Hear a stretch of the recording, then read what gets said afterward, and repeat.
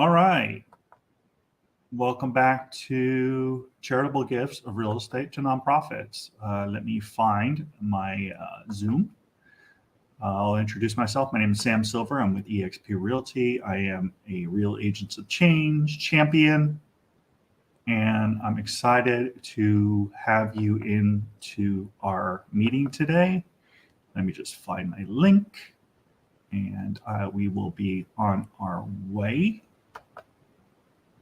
Give me a second. There we go. Let's see. We're on 6 o'clock. Let's go to events. And give me 1 second. And we should be going in a minute. Where are we? Strategy. Oh, okay, here we go. We are registered for the Zoom. So we're just going into the room. I reserved a spot already. I'm just backtracking here. Making sure I have access. Yeah. Accept.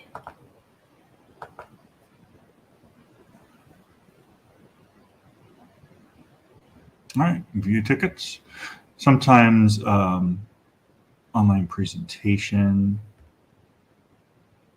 takes a second to get loaded, but we are opening in Zoom.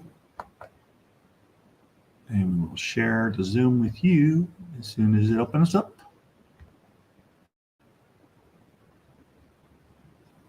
And here comes the Zoom. Join the meeting.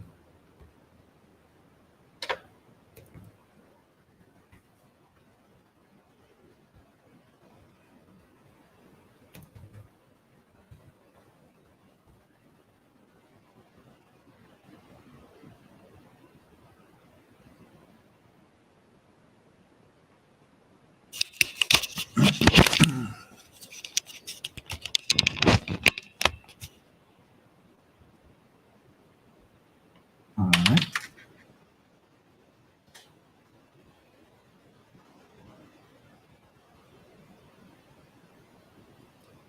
You need to stop, and you need to remember who you're talking to. Why are you doing this? And he's like, well, and I said, come on, you need to stop. You need to quit. I appreciate everything that you guys are doing, but when it comes to her from a business standpoint, she hasn't done anything for me, so therefore, why did I take her? She came out with a picture that you haven't seen in No. No, using it. no, and I said, so, I'm not saying that I want to screw anybody over. I'm saying that I would. Hey Sam, how are you? Good. How yourself, Bo? I said, you're a business person. If somebody does business with you that way, and they don't participate. Can you hear me? You talk to me about your pictures, what you Hey, Bo. What would you do? And he goes, oh, yeah. Well, let me look at my video settings real quick here. Then obviously you are high as fuck and forgot who you're talking to, because I ain't doing this. So I'm spreading arguments. 1, 2, 3, 4. Yeah, because I was like, no, we're done. Don't talk to me like that. So you got it all straight. No, sort of. And I think he's like, well, she's been up there twice. Oh, wait a Can you hear minute. me? She came up the one time. Hey there, can you hear me? I hear you. Can you hear me? Yeah, got ya. Okay. So we're early, I guess, huh? I guess so. Give me 1 second. I thought you started at 3 o'clock. Me too. I'll be right back, Bo. Okay.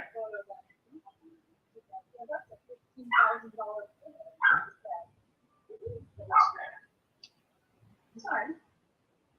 Obviously, there's something really good news that's going to make my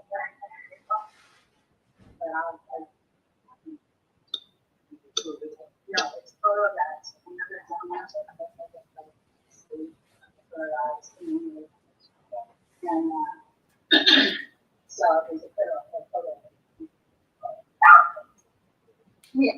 they'll take bottles of liquor.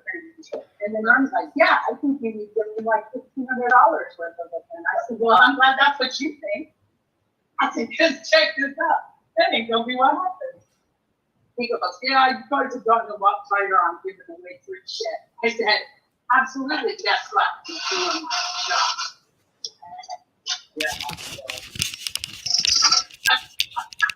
All right.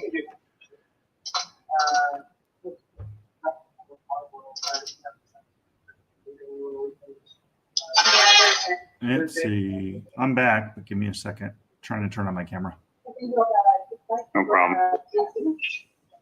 Yeah, we can do a gift card, but we'll put it to share. We have a lot of those pieces.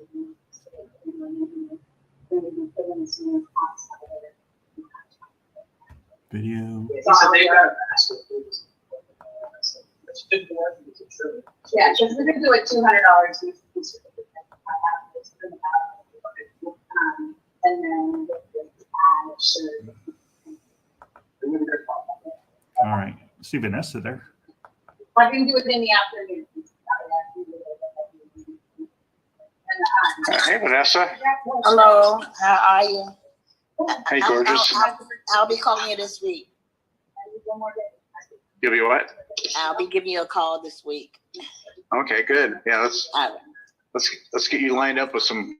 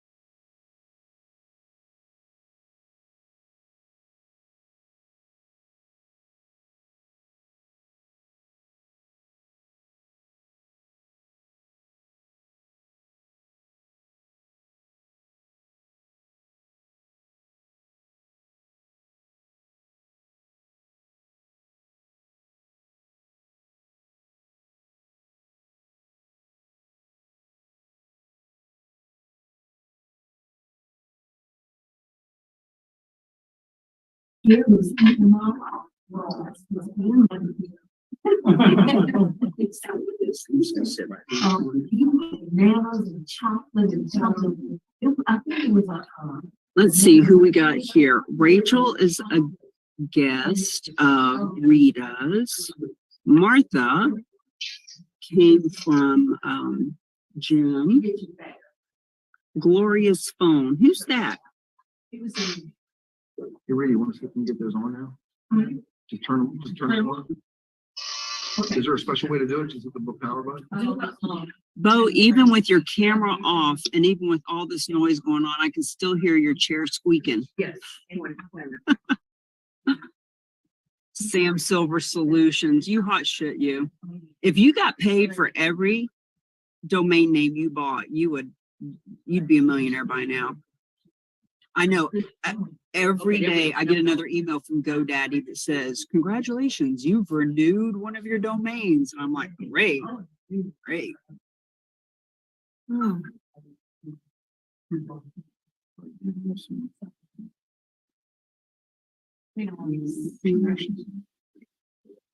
Yeah. Well, it's just going to show the whole screen.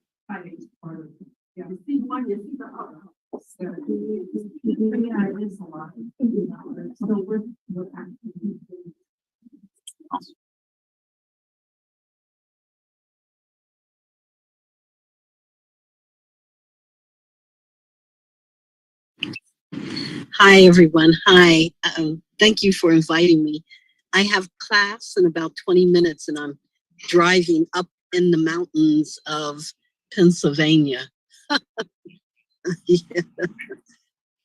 Yes. Thank you for inviting me.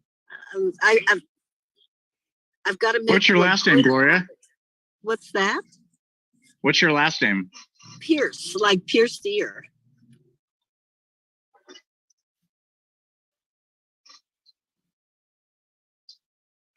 Cool. I don't know about all that. Hi, Gloria. My name is Taylor. I'm from Savannah, Georgia. I'm a member of Silveris, and welcome to the call. Oh, thank you. You're welcome. Thank Safe you. travels. Absolutely. Thank you. Well, Welcome. we're in with good people. This is who you want to rub shoulders with. Absolutely. Definitely, correct? Yes, I Absolutely. completely agree. Yeah.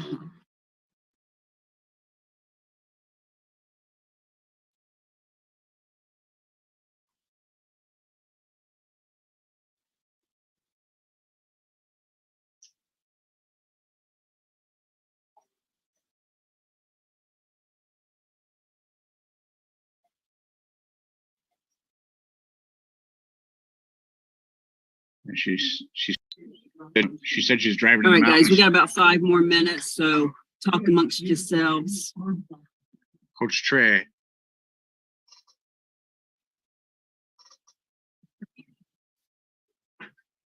There he is. Doing fine, thank you. How you doing today? Yes, sir. Yes, sir. I love you. I love your words there. You have 2 hands, one to help yourself and the second to help others. I love that. Yes, yes. I'm a former Philadelphia firefighter, and also happy belated Veterans Day, Sam. Yeah, I'm Air Force firefighter, but I've also a youth football and basketball coach. I'm actually retired. Lost 5 football players to gun violence over the last 4 years. Oh my God. Wow. So I'm using proper education and cooperative economics to help stop this trend That's terrible. That happened in the 90s too. And that's what Wow. I'm trying to tell the everybody. You can't jump on and blame these children and their parents, especially if you're over 40. Yeah. You know. So, and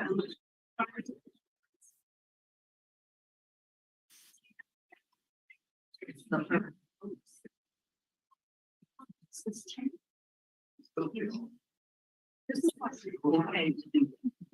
is exactly why. It seems so simple. I know. She got it all. It's so easy. Not earlier this year. It's this year. Kind of interesting because you can hear the people on Zoom talking. Yeah. Oh, here's somebody else I believe is, what's her name? Coach Trey? Is that Coach TRE, Trey? Yes. Coach Trey, who are you a guest of? Sam. Sam. Got it. You look like a. I like Coach Trey saying there by his name. It's like you. All right. There's Jimmy. Don't let me forget. Let's see. Hello, everybody. Let's see, well, I'm gonna try to get the video on. Hi, Brett. Hi, Bo. Hey, how you doing, James? Good. Hi, Alan. Hi, Cammie. I'm Martha. Hello. Hello. Starting in about 2 minutes, guys. Just talk amongst yourselves. I'm just going to turn this down on this side.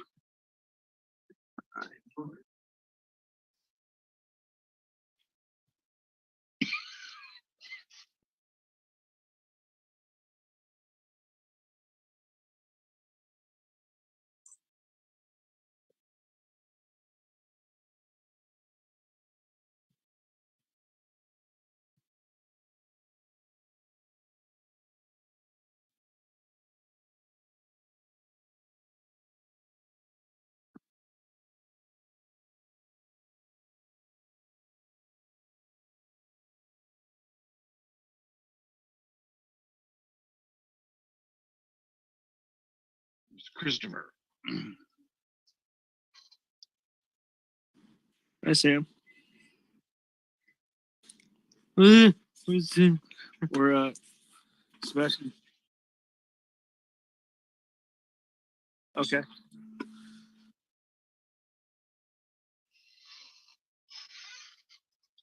Where are you from, Christopher? Cool. I'm in Los Angeles, California. I'm actually Sam's neighbor. Oh, okay.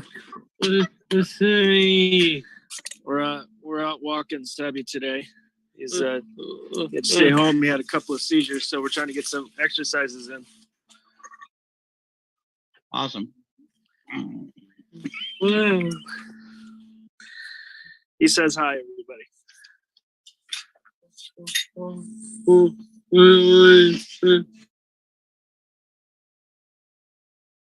Hello there.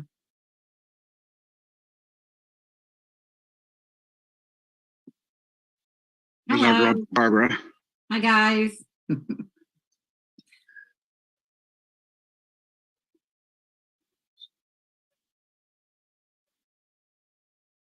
Mr. Jim, we're going to have to keep an eye on Dan, see how he's doing.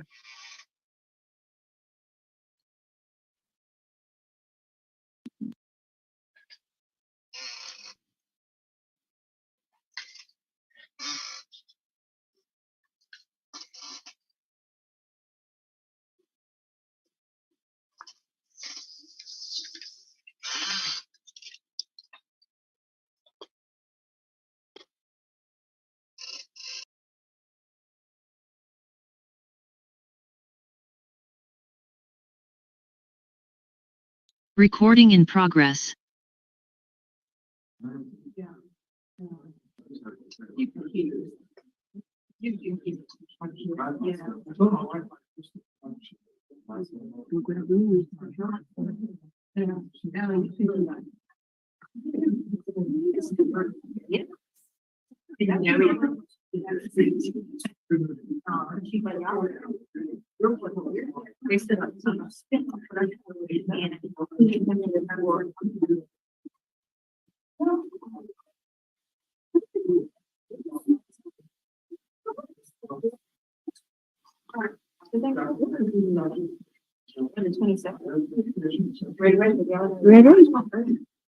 You want to introduce me, or are you tell everybody why we're here? You go ahead. Tell everybody why we're here. Can I say behind this? Yes, you can. All right. Good evening, everybody. We're going to go ahead and get started. Thank you so much for coming out on a Monday night. And we're just here to learn. We are going to be talking about charitable real estate. I'm still learning what that is, but we have two people in the room that are experts at what they do. So they're going to be presenting information to you. And I say just take this opportunity to just listen. If you have or know of nonprofit organizations, 501c3s, ministries, churches, those are the individuals that we want to try to marry together so that it can be profitable for all parties. Us as realtors, we get the listings, the referrals, because all the transactions are not done here in the state of Florida. You can be, donors can be everywhere. Is that right? And so we also got the Zoom on for those individuals who couldn't be here personally. It's going to be, via Zoom as well. We apologize for the technical difficulties, but we will go on because once upon a time, we really didn't have all of this, right? Yeah. So we're going to carry on. So without further ado, I want to introduce Tammy Baker and Alan Biles. They'll be the one who will be presenting tonight. And so we're just here to learn and observe. Thank you again. Thanks, Rita. I feel compelled to have just a little sit down, easy conversation with y'all today. And that way these folks can hear us through the screen as well. And you can see what we're doing here. So charitable gifting of real estate. What the heck is that? Why have we never heard of this thing before? It's been around for 100 years. $9 billion a year is donated to nonprofits. How have we never heard of that before? These were questions that I asked myself when I learned about this 3 years ago. And it's the same question we get on a daily basis. Well, if that much is happening, how have I never heard of it? So you guys are going to learn about that tonight, how the nonprofit world and the for-profit world can come together, make money, make a difference, fund our churches, save our veterans, stop human trafficking, whatever you're passionate about. You don't have to pick just one. You can help them all, okay? So at the very beginning, we have a little warning. And the warning is really serious one, because I promise you, you're getting ready to hear something that you've never heard before. I had never heard of it either. 3 years ago, I was at a conference and I was a real estate agent for 15 years in New Hampshire. I had done fundraising for Ronald McDonald House, Make-A-Wish Foundation, local small nonprofits, big ones. And I had never heard of this before either. But when I learned about it, it became a blessing. And this is either a blessing or a curse. Because when you know you can help churches, when you know every time you sit in a fundraising meeting, when you know there's a better way and you don't say anything, that's hard to live with. But when we do something with it, it is a blessing. So even at the beginning of the book, on the very first page of the book, it talks about the warning. If you're not ready to do something, you probably shouldn't learn about it. I learned this from AA because I'm in recovery. And in AA, we say a head full of AA and a belly full of booze doesn't mix, because you know better now, right? So what would your nonprofit do with $550,000? And I want to have a little bit of community participation. Friends, I want to hear from you too in the chat.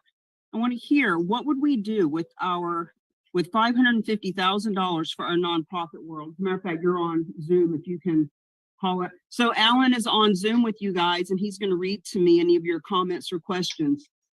Nonprofit, give me one you love. You in the back, you got that big smile on your face. Who you want to help?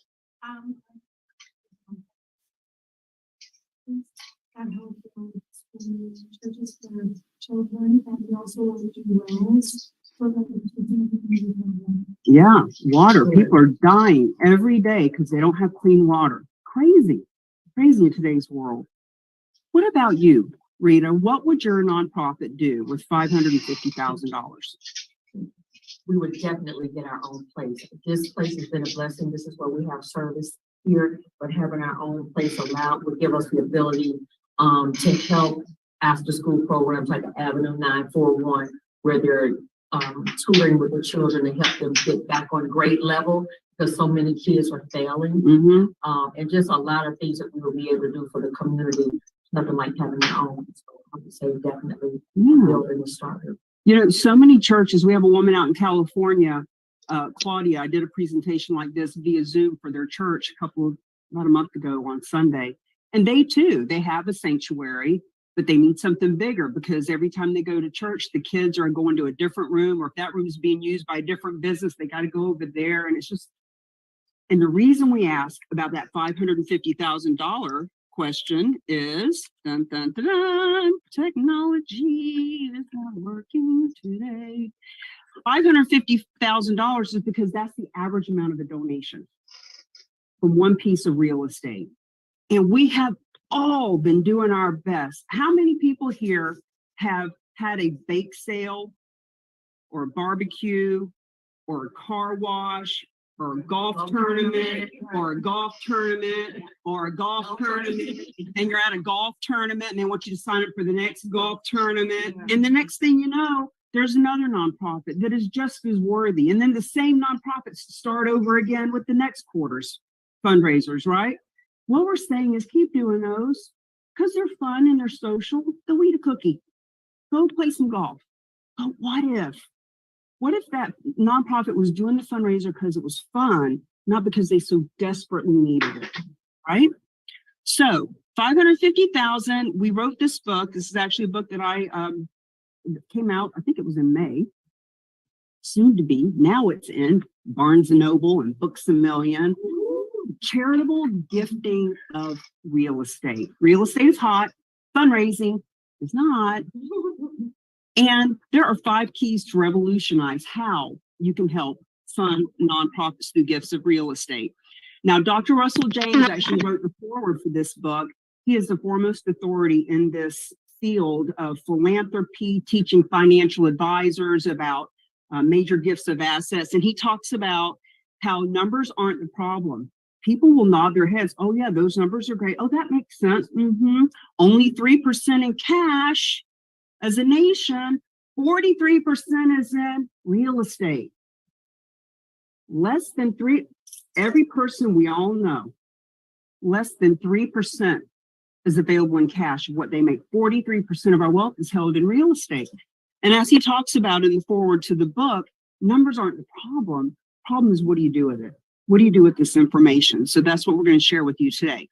Now, what this is saying is there are 1.5 million nonprofits in this country, 160,000 nonprofits in Florida, 10,000 nonprofits in Tampa alone, Orlando, 11,000 nonprofits. Right here in Minnesota County, almost 8,000 nonprofits.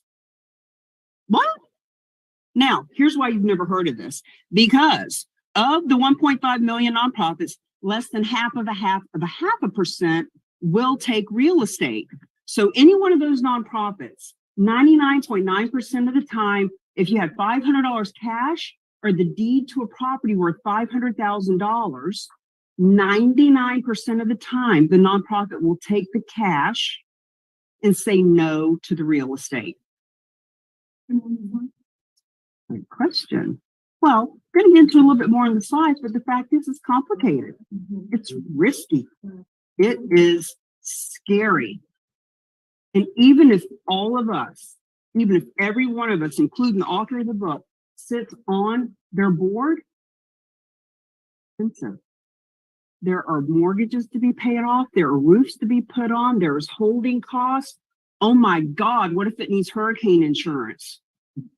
Nonprofits are risk adverse. They do not want real estate. They don't want to manage it. They don't want the headache. They don't want something called mission drift. We've actually got a friend on our screen tonight. Jim Wooten actually wrote, my book came out in 2022. His book came out in 2006 about real estate gifts. And he talks about that, how it's called mission drift. Nonprofits don't want to drift off their mission. You know, if you're here to bring the Lord to people, the last thing you need to do is be dealing with real estate for the next 6 months. So it's very complicated and they just won't do it. Now, here's the bulk of what you came here to learn. There are 3 basic ways that a property owner can help a nonprofit through gifts of real estate. And the first way that I'm going to share with you right now is the worst way. This is the way that most people say to us, well, Cammie, why doesn't the donor just go sell their real estate and give the proceeds to Rita and Reggie? Because in that scenario, Uncle Sam's going to get a big cut. No matter what the circumstance, Uncle Sam is getting some piece of that. So the nonprofit gets the least amount. The donor gets the least amount of tax advantage. And ultimately, it's the lazy way. It's the old-fashioned way. It's what people used to do before they knew any better. And I love how Ellen talks about how we are always changing. Technology keeps getting better. New cars come out every day, new apps come out every day, and guess what? New ways of facilitating gifts of real estate have come out, right? So this first way is the worst way. Please don't do that. If you hear somebody say, oh, I'm going to go sell this house and give the proceeds to the church, stay where you're at. Hold on, let's talk about this for a minute. Now, because that's the worst way, let's talk about the second way, which is the hardest way. The hardest way, let's just say, for example, Rita's church here in Florida. Maybe she has a donor with a piece of property. I'm going to have a ranch in Texas. It happens. Ranches in Texas. As a matter of fact, I'm going to give you a whole list of links that you can go and do your own due diligence when we get done. One of those links has 14 examples: raw land, commercial, residential, who donated it, why they donated it, how much the nonprofit world got. Let's say they have a ranch in Texas and it's got $1 million appraisal on it. And it's got $200,000 mortgage. And the ranch owner says, I love Rita. I want to help her. I want her to get $550,000 out of this property, but you got to pay off my $200,000 mortgage. And I want $200,000 in my pocket. So somebody's got to come up with $400,000 in order for Rita to have the equity from that property. So the second way is if Rita were to take that property herself. And the problem is her nonprofit has to come up with that mortgage money. Now, we're all in real estate. We all can understand this. If a piece of property is being donated to a nonprofit, it's got to exchange hands in order for that donor to get the tax deduction. And how does real estate exchange hands? Mortgages are paid off. You can't exchange a property and leave the lien on it. It's got to be paid off. Rita doesn't have $400,000. I don't have $400,000. So it's a hard way to do it because nonprofits are just afraid of the risk. They don't have the money or the time. They don't want to spend all that. A ranch in Texas, what's she going to do with that, right? So that's the second way. It's the hardest way. Now, let's talk about those reasons that 99.9% of nonprofits don't take real estate. So the first point is that they don't have the expertise. They just don't have a team. Now, there's a handful that do have a team, and I'm going to tell you exactly who they are in a minute, like Cars for Kids. They take real estate now too. But here's why 99.9% are not getting funded. There's no capital. They don't have the capital to enhance the property. What if it needs a roof? What if that ranch, as a matter of fact, we have a deal going on right now out in California. It's a vineyard and the guy owns 50% and he's donating 30% of that. And they're in the middle of harvest and making the wine. So complicated. Nobody wants to deal with that stuff. So real estate diverts their attention. We don't want her being diverted. We want her helping the right people. Some nonprofits have heard bad experiences. They've heard, yeah, I heard that the Boy Scouts took a piece of property 10 years ago and it almost bankrupted them. I'm not doing that. No way. And some of these are real life experiences, but the bottom line is they're afraid to do it. Now, some will accept real estate. So if you talk to, say, the community foundation, they might say, oh yeah, we take real estate. But if you ask them another question, like, awesome, good for you. How many pieces have you taken in the last 3 years? They'll tell you none. And if you ask them, what's the qualification? We're going to follow up with you and get you some more info. They'll say, well, it has to be mortgage free and it has to be local and it has to fit in this tiny little box. Like, in other words, it's got to be just exactly what they're looking for. So even the ones that can take real estate won't take real estate from anywhere in the world. And most of them have it written right in their bylaws that they don't take real estate. It's right there. We do not take non-cash assets, especially not real estate. No, thank you. So overall, it's just too risky. But here's the real reason that nonprofits are not accepting real estate, or better yet, benefiting from the money from real estate, is because they don't know about this third way. So that's what we're here to explain to you guys tonight. Is this making sense? Kind of following along? Okay, we don't want people to try to do it on their own. We don't want all the nonprofits getting befuddled in the minutia and getting their hands dirty with the real estate. So what can we do for them? So the third way is what we do.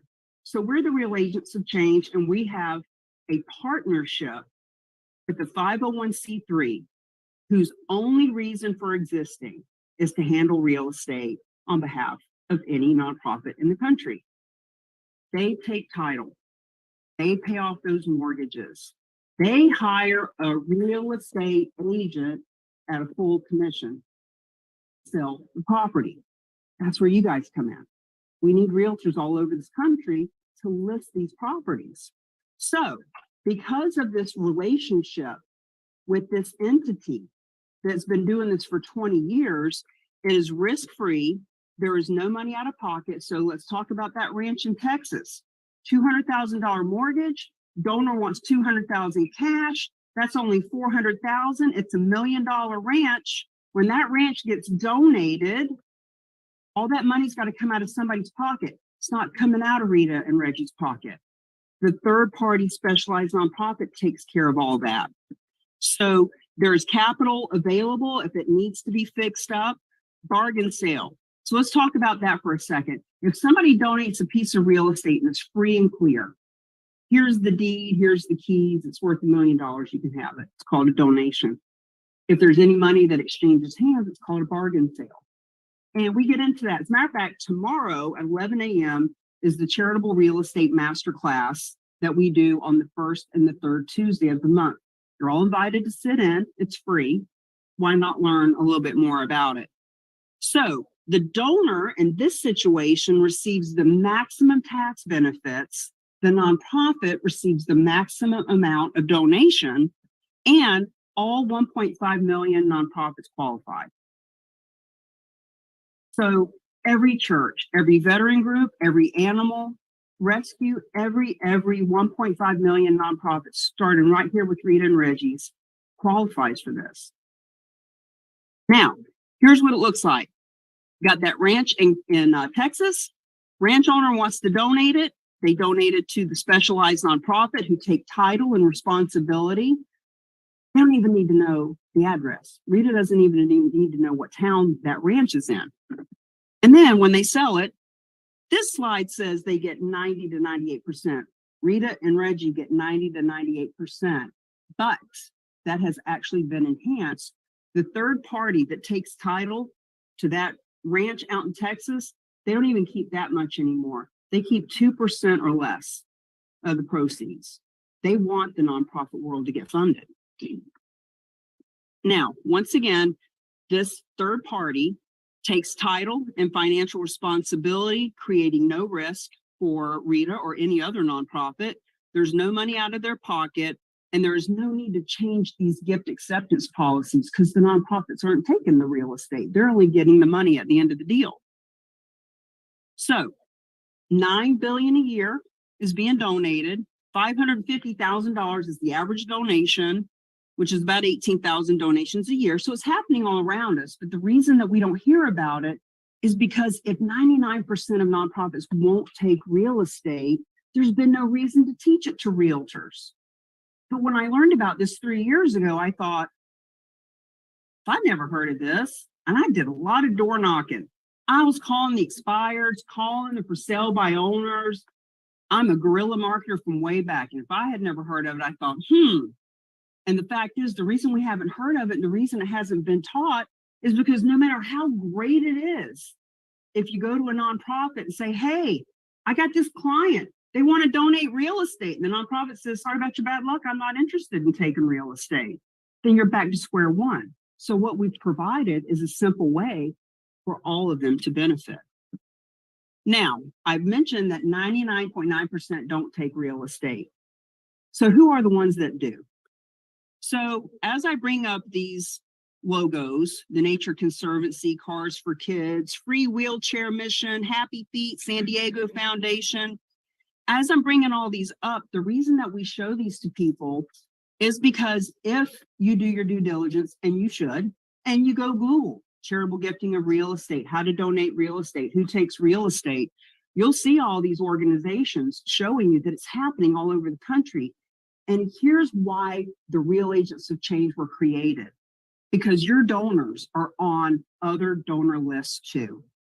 Statistically, if somebody's given to a church or a veterans group or to a community foundation, they're given to more than one nonprofit. And those who are looking for a tax deduction right now are Googling, how do I get a tax deduction?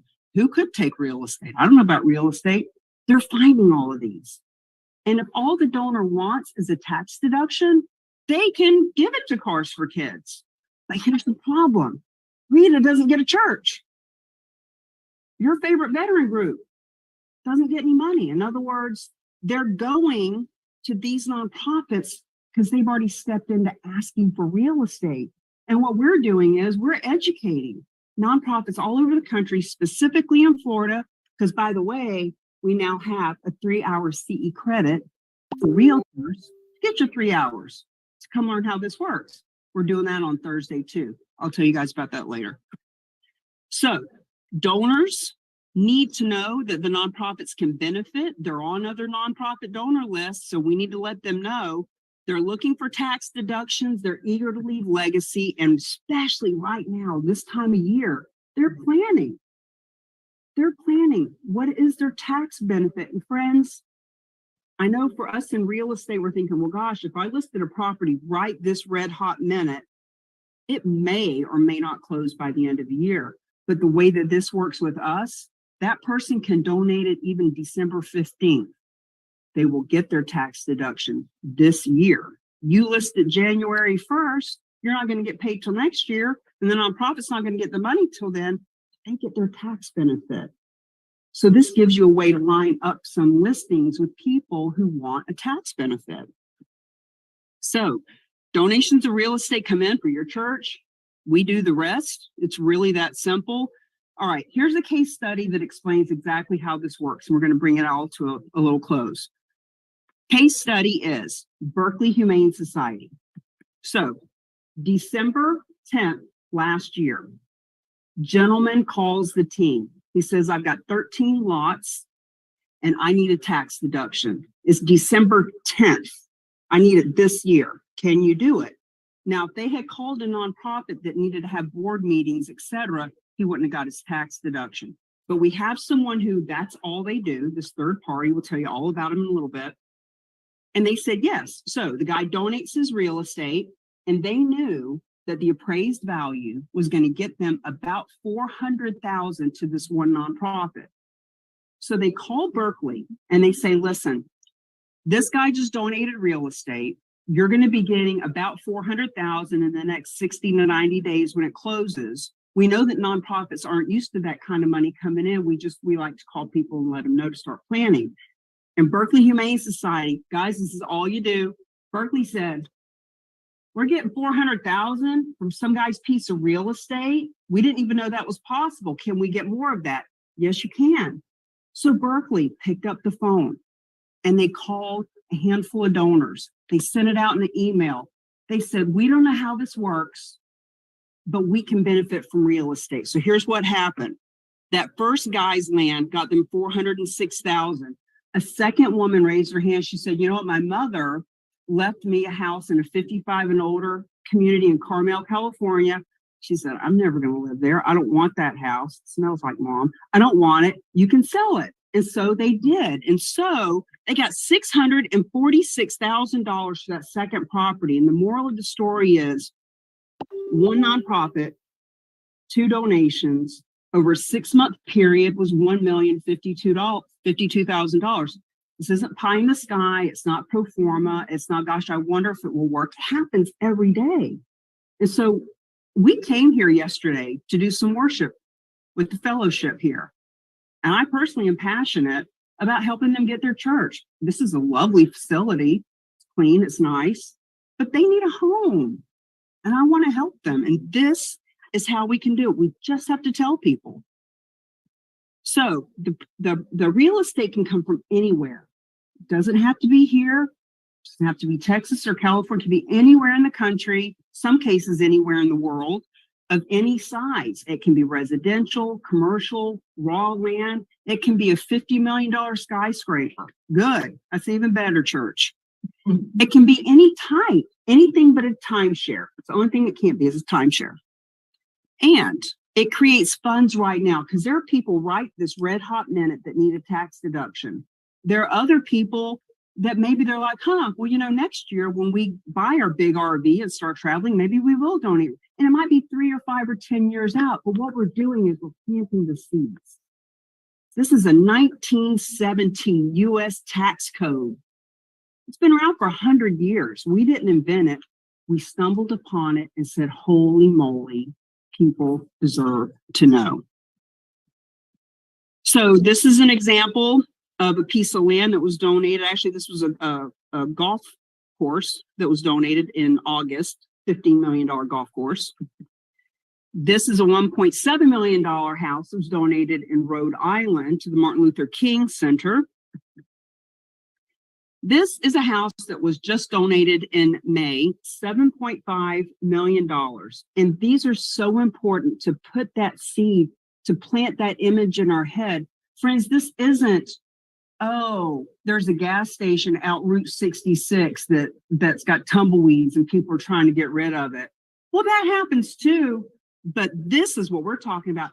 Jeff Bezos' ex-wife just donated 2 houses totaling $55 million.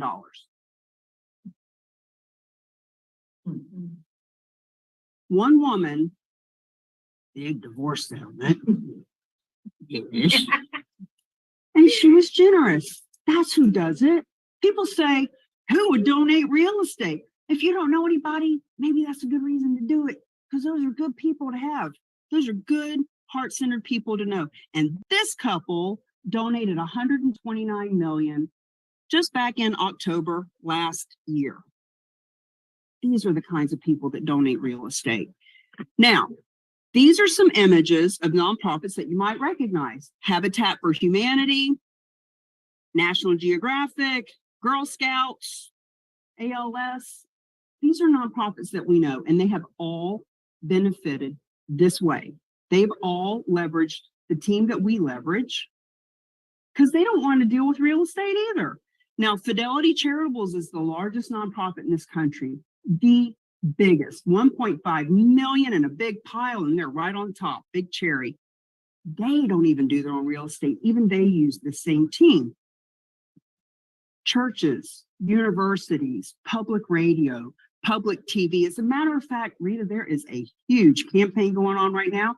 There is a group that has partnered with all the radio and TV stations in this country. There's about 3,500 of them nationwide that are starting to do campaigns that they accept gifts of real estate. So And it's this one, we're the tip of the iceberg. Yeah. So because there's so few, that's how computer that because if someone has a donation to real estate, there ain't a lot of choices right now. So just for us having our doors open for real estate here, automatically gives you a much better chance, especially now, because of the few amount of nonprofits are actually taking it at this point. But 2-3 years from now, when thousands and thousands more are accepting real estate, well, they're going to be in that second, third wave of it. It's kind of like the short sales we were talking about earlier. Back in the early 2000s, people didn't know what a short sale was. When I Googled short sale as a new realtor, only thing that came up was Victoria's Secrets was having a sale on shorts. I'm not even kidding. If I had known then what I knew 6 months later, I would have bought up how to do a shortsale.com, Short Sales Florida. Guess who has how to donate realestate.com, charitable gifting of real estate. So what's next? Let's bring this to a close. What is next? Well, here's what's next. First and foremost, don't waste time. As Alan was just talking about, it's been around for 100 years, but the word's getting out. People are starting to learn about this. Do your research. We want you to do your research. We want you to go Google and check some stuff out. But if you want to learn how to do it this way, how we do it, this is where you kind of learn, right? So we have we're going to share all of these links with you. therock.com/documents has a lot of documents that explain to you how this works. This is mine and Alan's cell phone number and email address.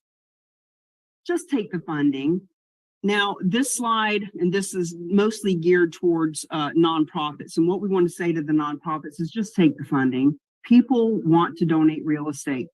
We have zero interest in convincing, selling, persuading, forcing, strong-arming grandma to donate her real estate. You know you want to donate, right, Grandma? No, we want to give her options. We want to tell her what her options are. Shame on, see, I told you there's a warning. You've just learned there's a better way. And if we go out in the world and we see the GoFundMe account on Facebook, and people are trying to raise money to save the animals and build churches, and we don't do anything about it, now you can see why it's kind of a curse if you know about it and you don't do anything with it. Number 5, do what you were created to do. Don't try to figure out real estate, not like this. Now, you guys are real estate agents. We need you to list the property. We call these legacy listings. It's the same kind of listing you've ever taken. It's kind of like a REO or a relocation from the perspective that now this third-party nonprofit is your client. But the good thing about that is it's not Bill and Mary and their 4 kids, yes, trying to tell you how to do your job. It's a group who has already agreed and guaranteed you a full commission. You don't have to negotiate that. Full commission, unemotional, savvy, sophisticated, sign the contract, go do what you got to do and sell this property.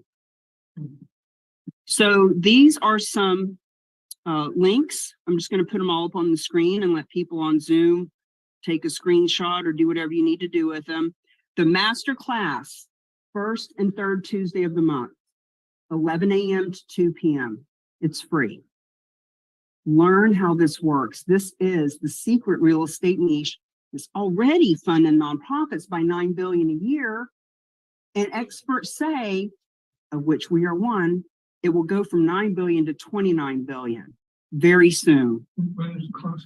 Well, this is tomorrow actually, but it's the first and the third Tuesday. Tomorrow's the third Tuesday of November, and we'll make sure that you get the link. This link here, these are all therock.com, RAOC. So The Rock, we spell Real Agents of Change, therock.com /FAQS has 14 of the most commonly asked questions with a video. I'm on the video with our specialized nonprofit. They're called realtygiftfund.org. We highly recommend that you check them out. They do this for Fidelity Charitables. They do this for churches. They do this for Boys and Girls Club, Girl Scouts, Habitat for Humanity. They do it all over the country. Donations. Just added 4 new stories on there. There are 14 case studies that explain how this works. There is the property evaluation, which is what the donor fills out when they come to the table. Chapter 1 is where you get the first chapter of my book for free, but I'm going to tell you where you can get the whole book for free. And then our Facebook group is a link there. Let's see, do we have, no, we don't. Okay, so I want to be able to answer any questions that you have about this. What's really next for those of us who are real estate professionals is to become a charitable real estate champion, because there are 2 million realtors in this country. And our goal is to certify 1%, just 1 out of every 100, to bring it back to their communities all over the country. And we are focused in Florida. This coming Thursday, we've got the CE class from 9 until 12. If you want to get 3 hours credit, you can take that. The master class is also 3 hours. It's 2 different classes. Master class we've been doing for 2.5 years for anyone and everyone all over the country, nonprofits, realtors, financial advisors, everybody. When you get CE classes, you got to do it one state at a time, and it's painful. So we just got Florida. It's a little bit different presentation.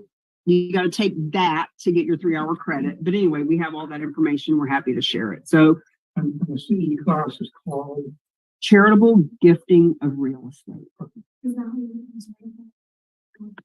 Great question. No, two different things. We've been doing the certification for 2.5 years. So when you do the master class, that's where you get certified. And by the way, it's been being $400 for the first year to get certified. We call it, you get certified, you get the licensing to use all the logos, etc. You get put on the map, which is not in this presentation. This is kind of more for nonprofit. We didn't realize it'd be all realtors. And now you can do it right now for $97. So if any of you want to do it for $97, let me know and I'll get you the link. Rita can share it with you. So it's two different things. Thank you for asking. Are there any questions on Zoom? I handled the one that were. Okay. Already. All right. But, you know, I would like to say, like, so I'm not a real estate agent, so once I realized everyone here is realtors, I thought, well, let the realtor deal with the realtors. But one thing I see as been involved in a lot of different marketing and branding for different companies is what happens after you become a certified charitable real estate specialist. Whether you either just the conversations that you're going to be having with people, it opens doors to people that have, you know, greater wealth. They're going to have, you know, higher dollar value type client. Second thing is what your marketing of yourself looks like going forward. You have one average gift of real estate now is close to $1 million. And that's just the equity of the gift. The listings are going to be $1 million listings. When you list one and there's a sign out in front of that house, and you're the agent that's going to be listing it, and the sign says that 100% of the proceeds of the sale of this home is going to, you know, Divine Destiny, or whatever, you know, whatever your church can be, whatever it is, you then have a marketing tool and image that you present to your community as someone who's bringing real change to the community, someone who's bringing millions of dollars, hundreds of thousands of millions of dollars inevitably to the community. So, and I got a feeling that it's going to become even more competitive in real estate now with the way the market's changing. So this is just a really good way to shine in a very competitive industry like real estate. Questions, comments, concerns, hallucinations? This may be an odd question. Love it. Stump me. Give me something I've never heard. Okay, because of COVID, a lot of churches shut down and closed. When I went to open back up, they did have a church of 400 people, now they have a church of 4 people. And they closed the church, the pastor went for a job at Lowe's or something. And the building has been maybe sitting there, maybe they own the building, they're still sitting there, they can't even pay utilities. It's just sitting there. I know church buildings right here in this town, in that scenario, where denominations have them, and they literally don't know what to do with them. They go with an attorney, they'll take a call, right? Yeah, here's how much we want for it. In the meantime, you're saying our writing to the ground. And there's more than one of these, right? So that's one of them is a denomination. Some of them I don't know who actually has some kind of mortgage they don't. The question becomes when you have, well, it's term distressed property, a distressed situation, what is an approach that you see to deal with those people? Because they're already a not-for-profit. So how do you deal with the not-for-profit that's in a distressed situation to help them get out of that and maybe remarket that property and get sold? We actually have, and I'm not going to get into the details right now because it's relatively new. We actually have a way to help people that are in distressed properties, even the people that we know that are behind on mortgage. We have a partnership with another nonprofit who can help people like that. But to answer your question, the best way to help those people is to get them some funding, with or without that particular property. So if that church wants to continue being a church and they want to rebuild, maybe they want to pay off all that behind mortgage, maybe they want to get a bigger, the best way to help them is to help them get funding from any other real estate, right? So that's specific. Like sometimes people will say to me, what about probate? What about probate attorneys? Well, sure, sometimes people leave, have mom's house left to them. But usually if it's in probate and brother and sister and everybody's fighting over their share of the piece of the pie, that's not really good for a donation of real estate. So I hear what you're saying, and people ask that type of question, but I would go to that church and I would talk to that minister and I would say, minister, would you like to get tens of thousands, hundreds of thousands of dollars coming in for this church, regardless of that building? The church is the people, and those people can get funded from real estate anywhere in this country. Actually, people, that was the point. A lot of these churches, some of them have clubs, I mean, they don't exist anymore. It's just the buildings. Well, And the building's owned by someone or the church. Yeah, the church owns it.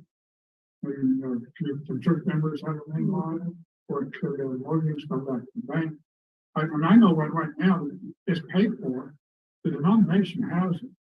They want over $1 million for it, and nobody wants to go pay them $1 million because they have $500,000 to renovate and get it fixed up. Right. And they're literally studying on it. Well, this isn't a solution for everyone. My questions would be, well, what do they want to do with the real estate? Like, what are their, so just like when people go to the property evaluation form that we have, the first question that the property owner is asked is, what are your intentions? Because 80% of the real estate that is donated, 80% of it is donated because the person loves the church, or they're a veteran and they want to help their brothers and sisters that are veterans, or they have a house full of cats and they want to help the animals. Do you know what I mean? Like, they do it because it's the right thing to do. Now, 20% of them do it for a tax benefit. So the question you asked reminds me of a hotel down in Miami that we've been looking at that has been sitting vacant for years.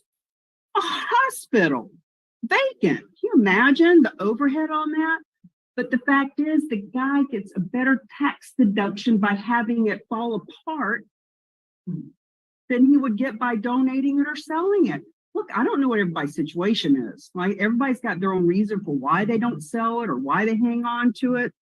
All we're saying is we just want people to know, if you have real estate that you are not using anymore and you want to help a nonprofit, or you're a real estate agent and you want to get paid a full commission to list those properties, or you're a nonprofit who have all these people who care about you and they say, just tell us what we can do. What can we do for you? Click the share button. Teach people, tell them, educate them. That's why we're here. Yeah. Okay, I see a question. Coach Trey, if you want to unmute yourself, please. Yes. I love the presentation. My question is, actually, I got a couple, but I'll go with the main one. I have a faith-based organization. It's a 508c1a. How does that square up with the nonprofits that are mainly, you only hear about churches as being 501c3s? So interesting question, which I get into in the CE course for real estate agents in Florida. I've learned the difference between the 503, the 508, the 506, the different ones. Ultimately, here's all that you need to know. An organization needs to be a 501c3 to give a tax deduction. The only caveat is churches, right? So churches can be a 508 and they give a tax deduction too. Now, the entity that we have partnered with, realtygiftfund.org, and there's a couple of others, it depends on the situation, but they're our main go-to. They are a 501c3. They are the ones that take title to the property, which is what gives the donor the tax deduction they're looking for. And then they are the ones that donate, that grant. They actually give a grant. Approximately 98% of the proceeds is granted to the nonprofit, or multiple nonprofits that the donor wants it to go to. So they can donate it directly to your 508. So the question always is, does it have to be a 501c3 or a 508 to receive the proceeds? And the answer is yes. Ultimately, they have to grant it to a 501c3, with the only caveat being the church of a 508. Okay. All right. So I'm good. Yes. Okay. Yes.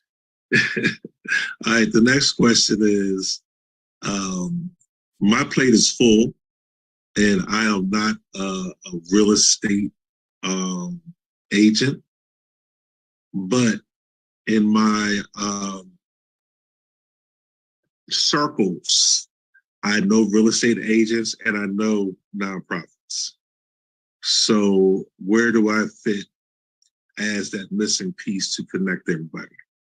Thank you for setting this up for me, because you have Sam Silver, and Sam Silver is on fire. If he invited you, it's because he's ready to go to work. So we don't want the nonprofit doing all the work.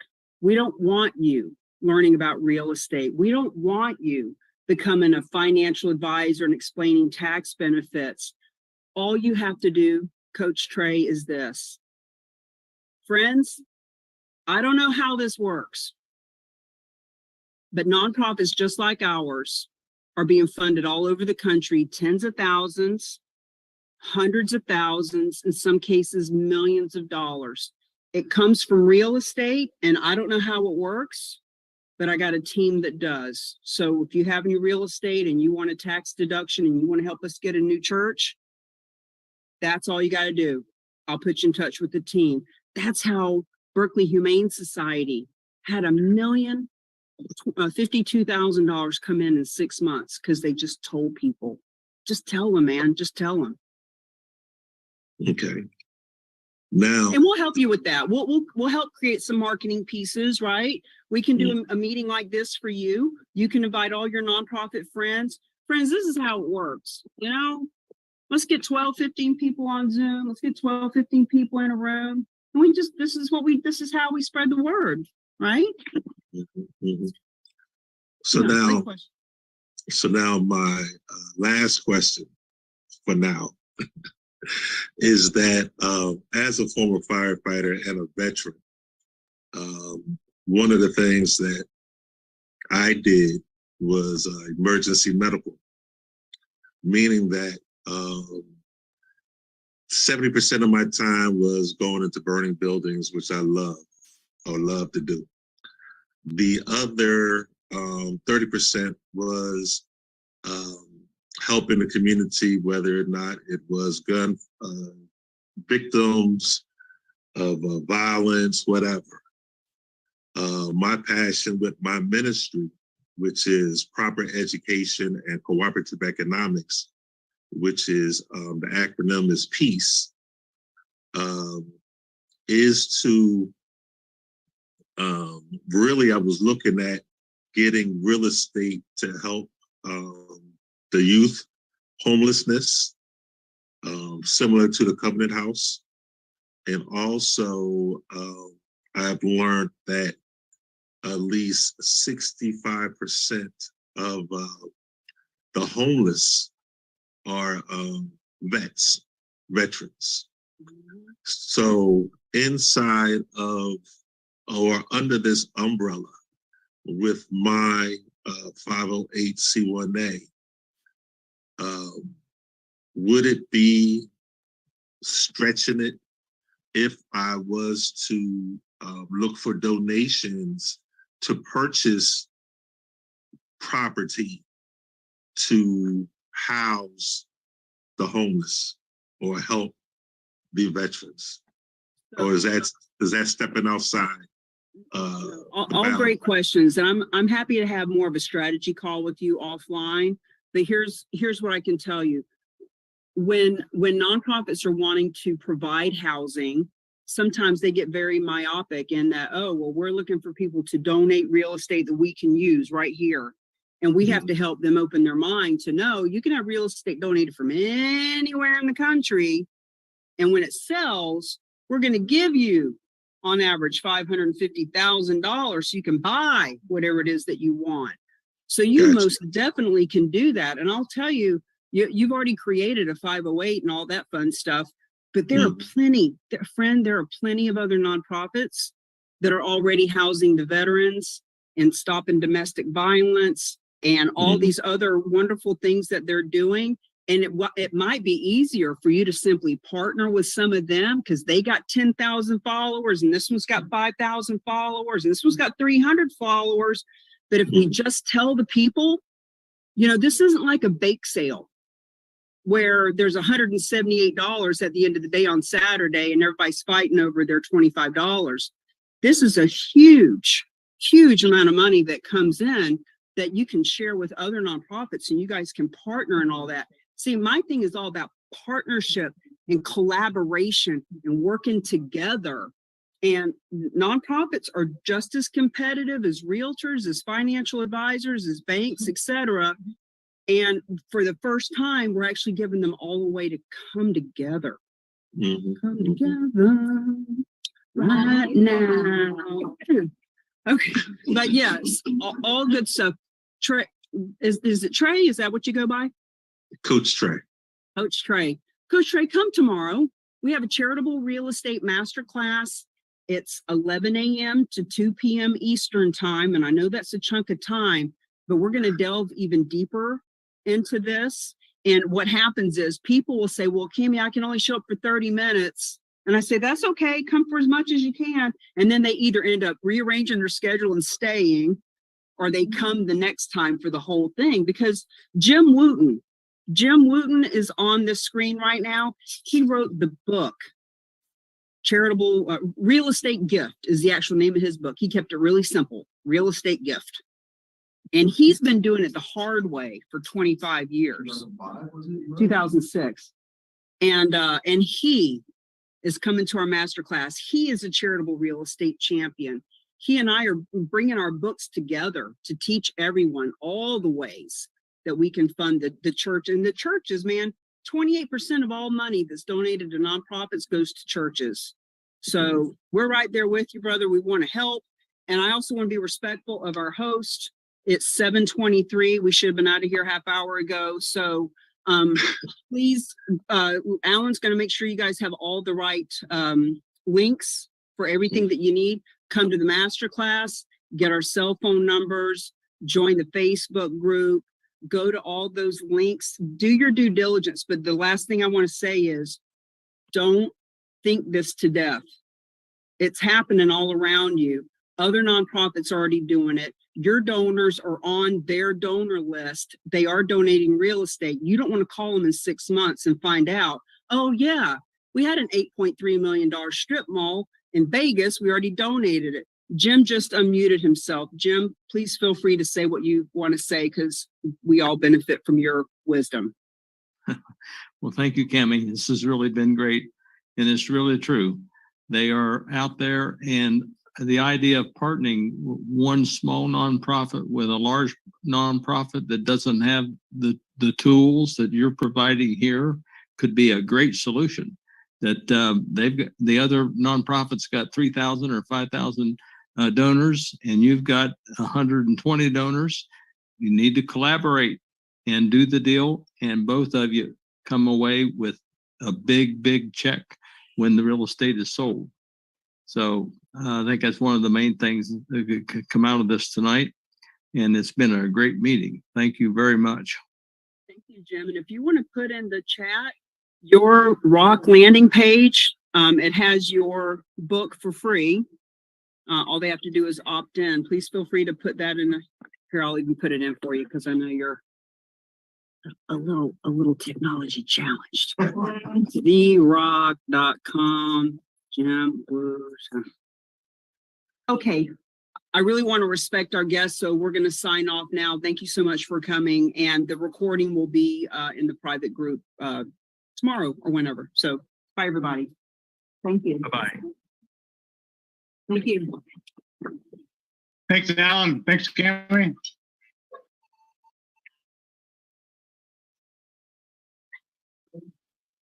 Here's our business card.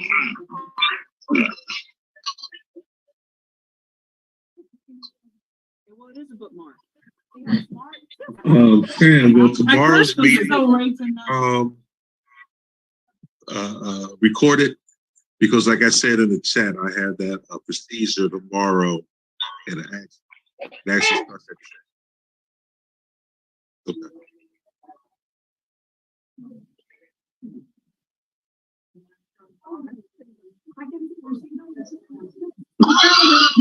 Yeah, I will text you later on tomorrow afternoon, after the procedure is over and I'm back home.